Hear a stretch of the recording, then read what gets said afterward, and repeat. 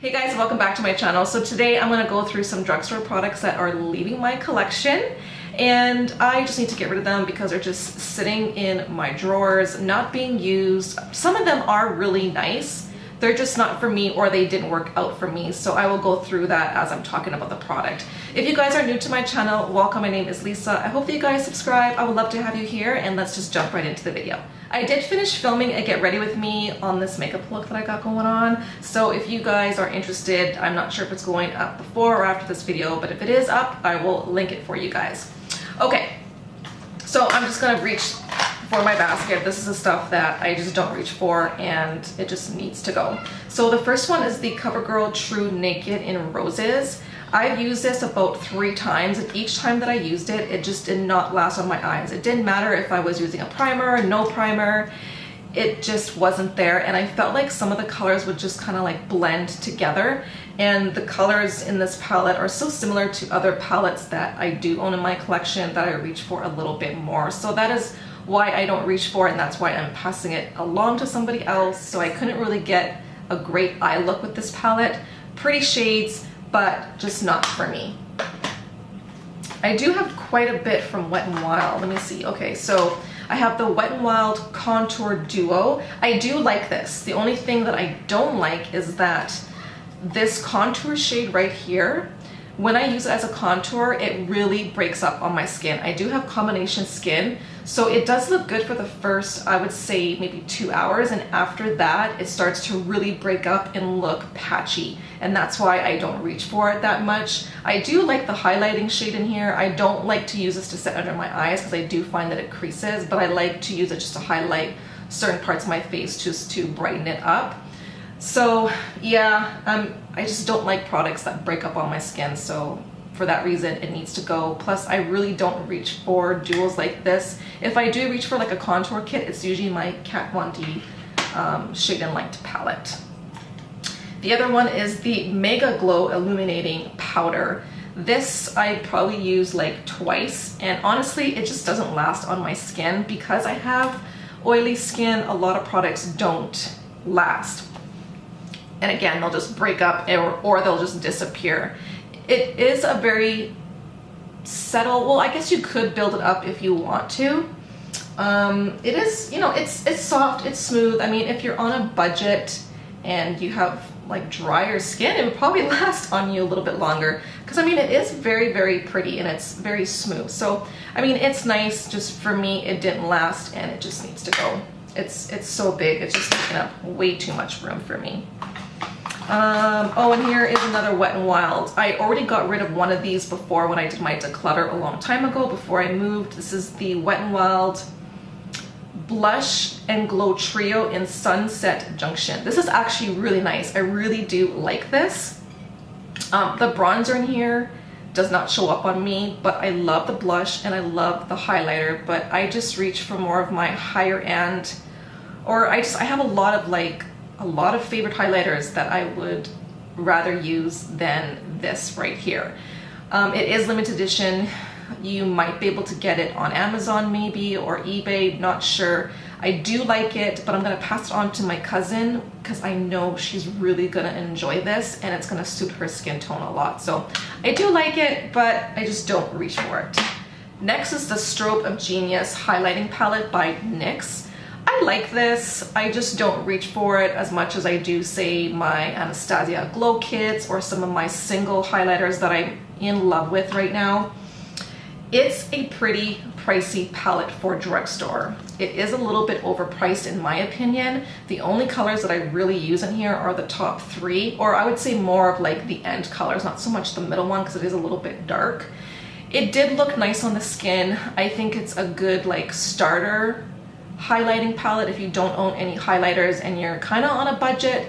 This is a nice palette to have. I just don't reach for it, and I think my cousin is going to love this. Okay, I have 2 more Wet n Wild products. This one is their Trio Eyeshadow Walking on Eggshells. I've had this probably since I started my YouTube channel, or maybe even before that, so it's super, super old. I don't reach for it anymore. It does have, it has no mattes, it's completely shimmer. It does make a pretty eye look though, I have to say. But I just reach for my other palettes. I don't reach for palettes like this anymore. It is a good traveling palette, however, but it is old and it just needs to leave. Next is the Wet n Wild Rainbow Highlighter. I was so excited to get this, and then when I tried it, I was like, no. This just looks so dirty on my skin. I cannot explain it. When you swatch it, it swatches like I can see some gold, but I still see a lot of that blue and green in there, and it just did not suit my skin tone, and I felt like I really needed to build this up. It swatches nice, but on the skin I had to really build it up, and it did not last on me. But the color was just off. It did not suit me at all, so that is leaving my collection.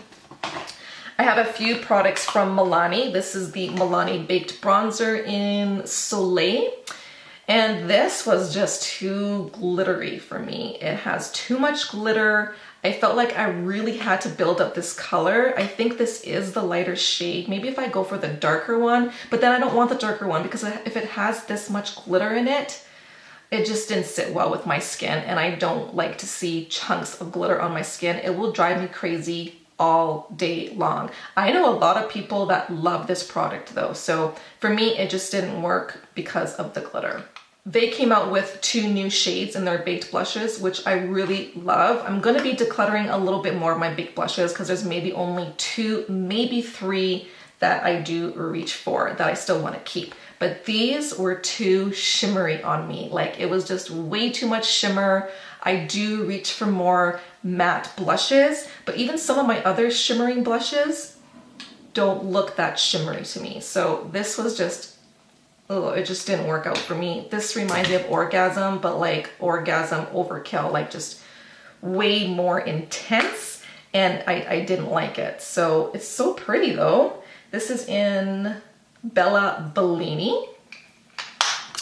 And the other one is in Rosa Romantica. And this one, again, this was more like a highlight, I guess, but it just didn't look good. So that is why these blushes are leaving my collection. Hopefully somebody else will enjoy them and maybe it will work for them. But yeah, I wasn't a fan.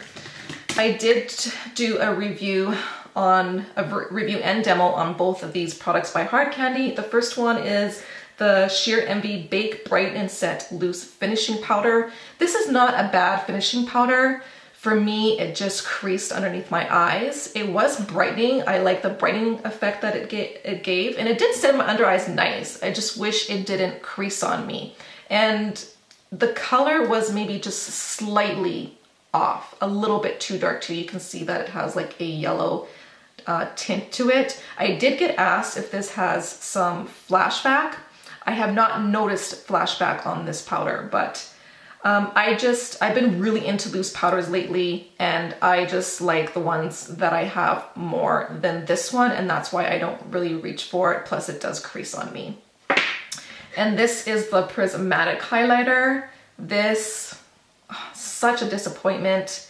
It swatches really chalky, like super chalky. It's chunky, it's not smooth whatsoever. However, when you do apply it onto the skin, it's a lot nicer.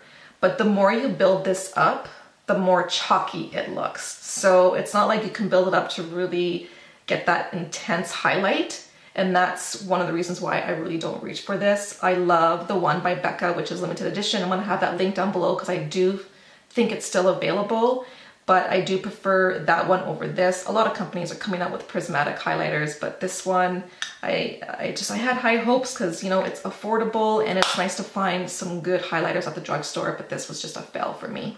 I have this palette by Pacifica. This is a natural mineral eyeshadow palette, and it has gorgeous colors. It does swatch really nice. The problem that I have with this is I really have to build the color up to notice it on my eyes. So that is the reason why I don't reach for this. I don't want to spend time on an eyeshadow trying to build up a color. I don't have the time. I've got 2 boys running around. I need to do my eye makeup really, really fast.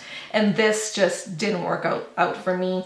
I've been into more natural products and trying out more natural products because eventually I kind of do want to like switch over to more natural.